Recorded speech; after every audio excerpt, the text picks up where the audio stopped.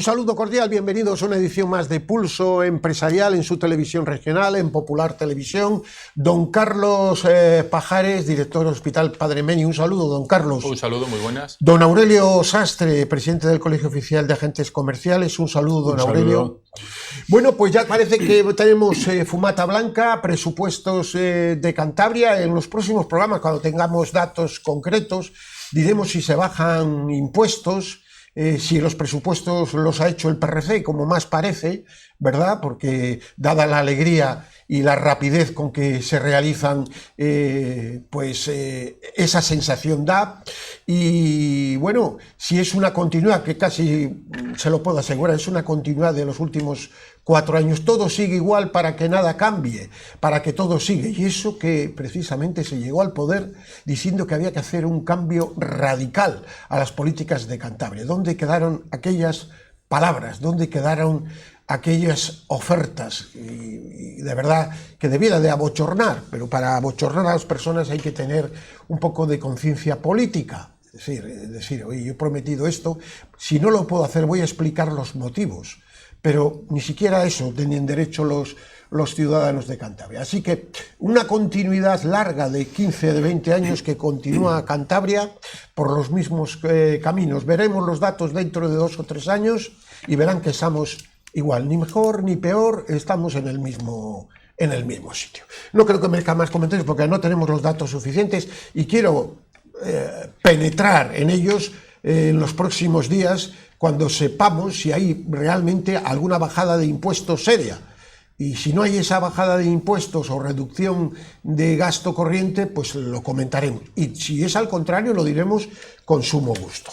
¿Hay alguna cosa que añadir, don Carlos y don Aurelio? Porque si no, pasamos a otro tema. Pues vamos a otro tema realmente... Pues hombre, en relación a esto que decía usted, es que la realidad se impone casi siempre, y entre los deseos, las intenciones y las promesas y luego la realidad, pues suele haber grande diferencia. Pero lo cierto es que si la realidad se impone, los presupuestos nos permitirán seguir a la cola de España en todos los órdenes. Ni mejor ni peor, todo igual. Si se cogen los presupuestos posiblemente, don Aurelio, de este año y los de hace 2, pues las diferencias serán mínimas, puesto que ya, si de realmente las capacidades que tienen los gobiernos regionales, y eso también hay que decirlo, son pequeñas, pero como aquí no hay reducción de gasto por ningún lado, sino al contrario, pues entonces pues tenemos más de lo mismo. Pero por lo menos lo decimos, quiero decir, sin ningún tipo de...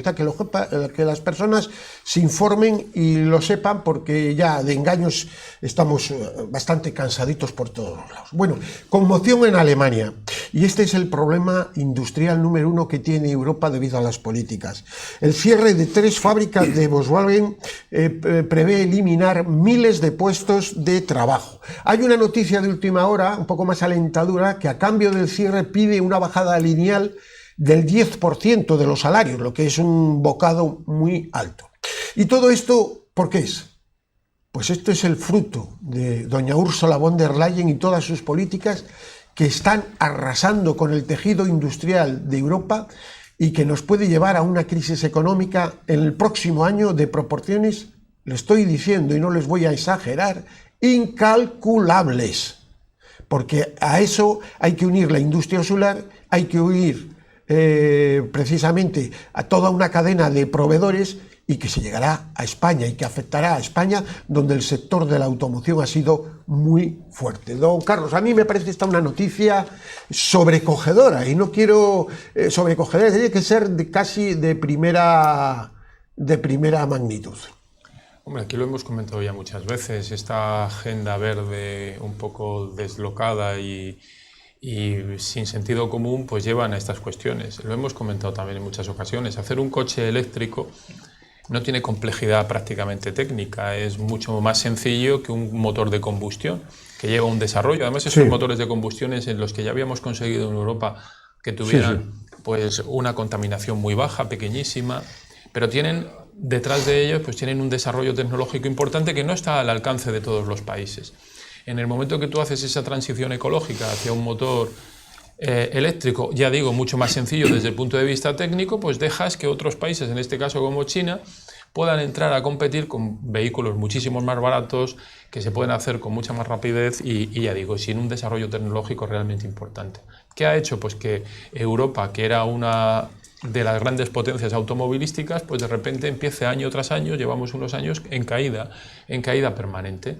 Y en Alemania, pues que lo han visto rápidamente, pues Volkswagen, algo que no se producía desde la Segunda Guerra Mundial, pues se ve abocada a cerrar fábricas y a reducir salarios, que van las dos. Sí, ahora parece que la reducción de salarios sería aún mayor y a cambio pues no se tocarían puestos, pero claro, una bajada en el poder adquisitivo alemán alto del 10% es muy fuerte, ¿eh? Yo lo que he leído es que las reducciones, o sea, el cierre de fábricas se va a producir independientemente de... Otra cosa es la magnitud del cierre. Sí. Pero eso nos debería hacer... Y proveedores, ¿eh? No, es que proveedores. Eso va en cadena, o sea, no pensemos que va a ser simple y llanamente el cierre de alguna fábrica. Luego están todas las fábricas auxiliares. Exacto. Y todo lo que lleva detrás. O sea, que la gran potencia económica europea como Alemania empiece a tomar esas medidas, que por cierto las suelen hacer, y lo han hecho en otros momentos de la historia, suelen hacerlas con prontitud y con profundidad para evitar que el desangramiento llegue a mucho más. Deberíamos nosotros también aquí en España empezar a tomar conciencia de lo que se nos va a venir encima. El otro día hablábamos del desmantelamiento, también del sector naval, el sector industrial, las políticas kamikazes, ridículas, vergonzosas de la Comisión Europea nos pueden llevar a una pobreza en 5 o 6 años muy grande en Europa. Don Aurelio. Bueno, yo creo que en Alemania está siendo víctima de lo que seguramente vamos a ser víctima a continuación, víctimas todos los demás.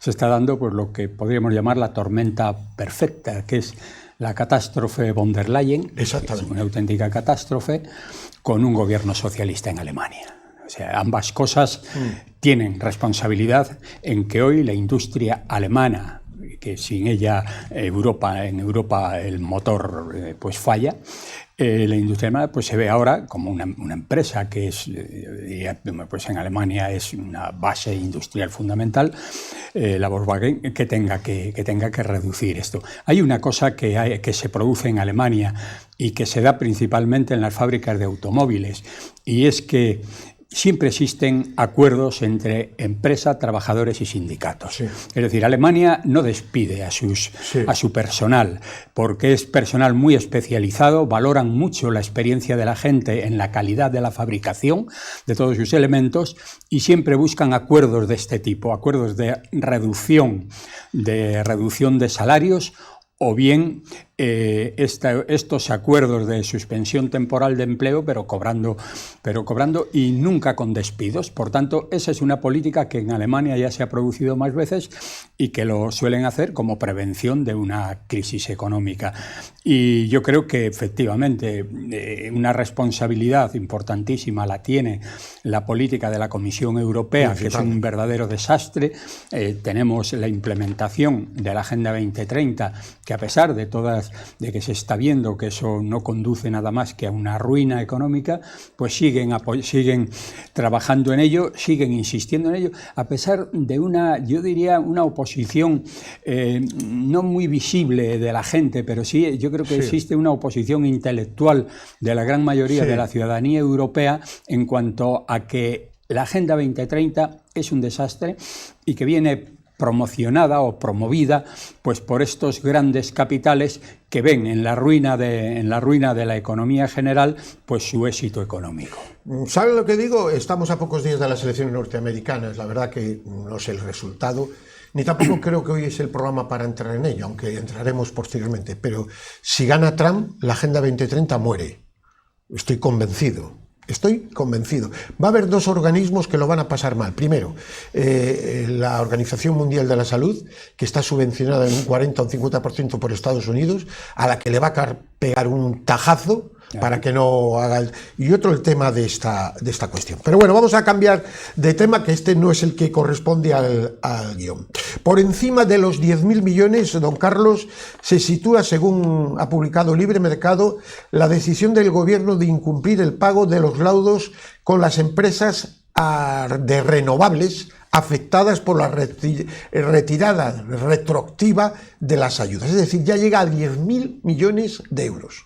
Y lo que te rondaré, Morena, Claro, porque los intereses siguen creciendo, las reclamaciones siguen creciendo y el problema sigue aumentando. Ya lo hemos dicho de aquí también en otras ocasiones. Ya no es solamente el problema económico, que como usted bien ha dicho, ya tiene cantidades que son para tener en cuenta, sino el problema de prestigio, de seguridad jurídica y de imagen de país, que está siendo tremendamente dañada. O sea, no somos conscientes, no queremos ser conscientes del daño reputacional que está teniendo España a nivel económico por estas cuestiones, por esa cuestión y otras muchas. O sea, es que realmente parece que no hay nadie al timón. Claro que no, es que no lo hay, pero es que esto es, claro, la fama que está creándose España de morosidad, de ser de incumplidor, de que es un gobierno que es amigo de Venezuela y también de Irán, aunque no lo digan, etcétera, etcétera, pues es que esto es lo que estamos viendo, don Aurelio. Efectivamente, lo que han comentado pues es cierto. Tenemos un gobierno el que ya, en cuanto a prestigio del país, incluso prestigio del propio gobierno, eso que hablábamos del nivel reputacional de gobierno y de país, eso ya está bajo mínimos, porque están demostrando que no les importa. O sea, si usted analiza todas las medidas que están tomando, todo lo que hoy tiene el gobierno, la fiscalía, ahora mismo la invasión de la televisión, ya sin ningún pudor, sin ningún respeto a la oposición. Para que las productoras de sus amigos se forren. Para que las productoras de sus amigos se forren y sus amigos de prensa, porque claro. Usted ve las personas que han entrado a controlar la televisión y hay varias que han formado parte de los gabinetes del gobierno. Es descarado. Del partido. Es algo absolutamente descarado, lo cual pone de relieve que la reputación ya les da lo mismo. No. Van a lo suyo, ¿no? Entonces, ¿cuál es el futuro que nos depara esto? Pues el de seguir languideciendo, seguir padeciendo a un gobierno que no nos lleva a ninguna parte, nada más que a una ruina, porque además es el objetivo que tienen todos los socios de este gobierno y el propio gobierno que ha caído en esa misma deriva, ¿no? Y es que tenemos ahí, pues eso, tenemos a un PNV que debería darles vergüenza. Bueno, es que es una cosa... son bastante tiene con tapar sus vergüenzas. Son demócratas cristianos. Eso ahora ya nada. Bueno, pero no tienen ninguna vergüenza porque están sosteniendo a un gobierno. Ya ve usted ahora, por ejemplo, los impuestos que ponen a la banca, que los tenemos que pagar los ciudadanos. La banca no va a perder dinero. Si hoy le suben a ellos las cosas, el dinero, pues se lo subirá a la ciudadanía, ¿no? Pondrán comisiones y gastos. Bueno, pues esto se ha extendido a toda España menos al País Vasco. El País Vasco, los bancos no pagarán esa cuota. Y lo de hidrocarburos y eso no han podido con las petroleras porque se ha negado Junts. Claro, pero entonces estamos viendo, criticábamos cuando Carod Rovira fue a entrevistarse con la ETA a Francia, que dijo, bueno, mira, yo os admito todos si en Cataluña no hacéis atentado. Bueno, pues el País Vasco está haciendo exactamente lo mismo. Si a mí me perdonáis, no me importa que España se hunda. Y esto yo creo que a los vascos, enemigos de España. Es que ya los vascos, la ciudadanía, debería adquirir conciencia de que una parte a veces de ese rechazo que dicen que ellos observan en una buena parte de España, cuando van a hoteles, cuando salen al resto de España, ese rechazo viene fomentado por esa actitud que el pueblo vasco está tolerando al partido que gobierna. Pues hablando de esto, don Carlos, precisamente esta semana, estos días, recogíamos una noticia, y recogía el OK Diario una noticia de que un funcionario, por ejemplo, del grupo A1 cobra en el Ayuntamiento de Barcelona 25.000 euros al año más que un funcionario del Estado que trabaja en Madrid. Claro, esta es cuestión dual. Estas diferencias en el mismo Estado, al margen de ser una injusticia, muestran cómo se está dinamitando el Estado desde dentro, don Carlos. Y luego a nivel... Se está dinamitando el Estado, sí. Y más allá de la parte política que la tiene y con mucha trascendencia es la propia económica. Al final, los Estados... Si pudieron triunfar y económicamente hemos podido avanzar porque los estados se hacían grandes, fuertes y porque además económicamente existían unas reglas que eran para todos igual, había una unidad de mercado. Esa unidad de mercado se está rompiendo a todos los niveles. Sí. Lo comentaba ahora don Aurelio, pues con la propia regulación en la banca, donde hay diferencias entre unos territorios y otros, que eso es una barbaridad. El hecho de los salarios, pues bueno, todos podemos entender que puede haber diferencias según según la capacidad económica de unas regiones a otras. Pero es que lo triste de esto es que estamos demostrando que en España hay grandes diferencias de cómo vive un extremeño y cómo vive un catalán, de cómo vive un asturiano y de cómo vive un jienense. ¿Y eso por qué es? Porque este Estado, que lo que debería de intentar hacer es que el desarrollo económico fuera homogéneo y alcanzara a todos los ciudadanos de la misma manera, pues estamos viendo que no es así. Al final, esto es una camisa que se está deshaciendo, tirando unos de un lado y de otros, y desgraciadamente, pues económicamente, ya sin entrar, como digo, en la parte política, económicamente es un auténtico desastre. Don Aurelio. No, es Estas cierto, diferencias. Esto que dice don Carlos es cierto, se está haciendo una España de varias velocidades. Usted está viendo en todos los órdenes, está viendo los ingresos, los salarios de unas zonas, Extremadura, el resto del País Vasco, incluso las pensiones que están relacionadas con los salarios, pues está viendo lo mismo. El precio de la vivienda, no hay relación entre lo que vale una vivienda, por ejemplo, en Cantabria y lo que vale en Extremadura, pero que está marcado por el nivel de vida, que aún así no pueden adquirirla. Y es porque no tenemos líderes con sentido de Estado. O sea, el gran problema es que España no tiene líderes políticos. No. Aquí nos estamos encontrando... No tiene un proyecto de país.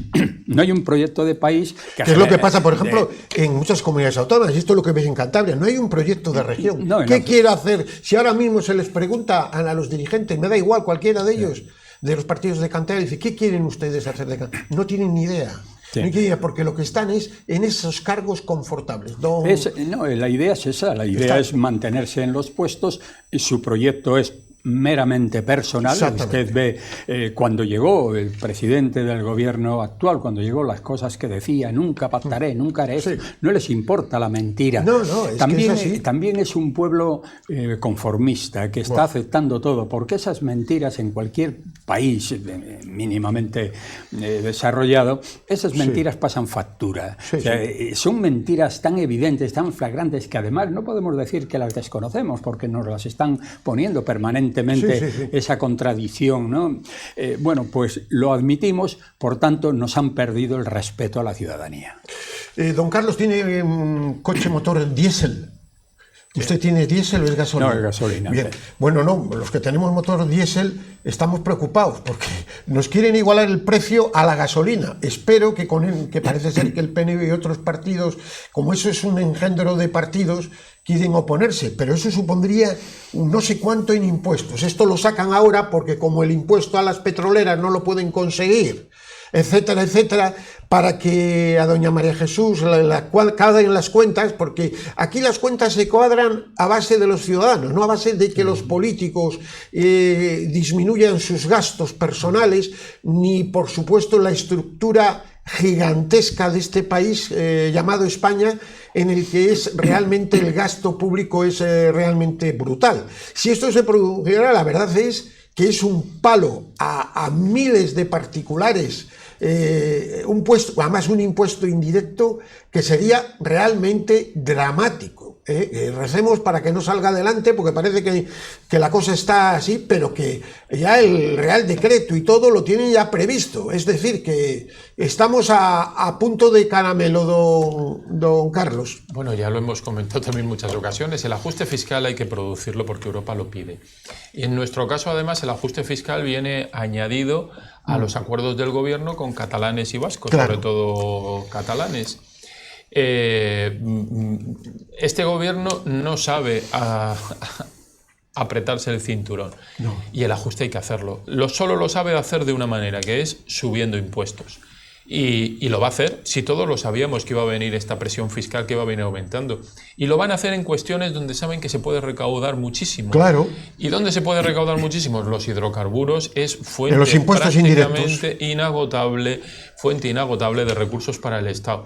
Y es lo que van a hacer. Lo vimos en su momento cuando nos engañaron con aquello que se llamaba el céntimo sanitario, que no era nada más que ponerle un nombre bonito, que en eso hay que reconocer que el gobierno sabe hacerlo muy bien, poner nombres que resulten cuando menos agradables al oído del contribuyente, pues cuando lo mismo, pues, al final hay que recaudar más.